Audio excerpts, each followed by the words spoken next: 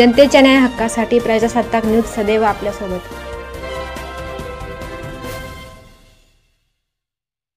रिक्षा चालकाच्या घरात चोरी, 2 लाख मुद्देमालासह सोनं चोरट्यांनी केलं लंपास। संगमनेर शहरातील गवंडीपुरा येथील रहिवासी सलीम युसूफ शेख यांच्या घरात चोरट्यांनी डल्ला मारला आहे। सलीम शेख हे गवंडी काम करून व रिक्षा चालवून आपला उदरनिर्वाह चालवतात। मुस्लिम बांधवांचा उपवासाची पवित्र रमजान महिना सुरू आहे। या महिन्यातच त्यांच्या राहत्या घरामधून 2 लाख रोख रक्कम सह सोन्याचे दागिने चोरट्यांनी लंपास केले। रक्कम व दागिने एका जागेत ठेवलेले होते, मात्र चोरट्याने बॅगच घेऊन पोबारा केला आहे। या घटनेमुळे परिसरात खळबळ उडाली आहे। सलीम युसूफ शेख,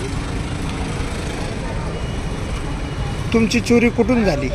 घरातून कमीत कमी 10-11 तोळे सोनं होतं आणि 2 लाख रुपये कॅश होते। कशासाठी ठेवले होते तुम्ही ते पैसे?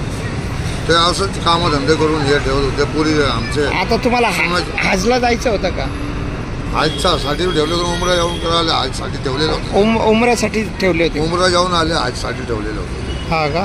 हां। कधी चोरी झाली ती? रविवारी, येते रविवारी 8 तारीख होती। 8 तारीख। तुम्हाला कसं काय समजलं ते चोरी झाली म्हणून? ते कसं? ते मंडळी बाजारला जात होती ना, पाठवाच भेटून राहिला, वरती पाहिलं पेटी बोला काय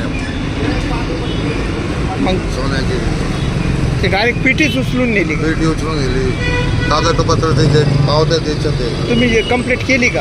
कंप्लेंट केली पोलीस पण काही नाही करू राहिले।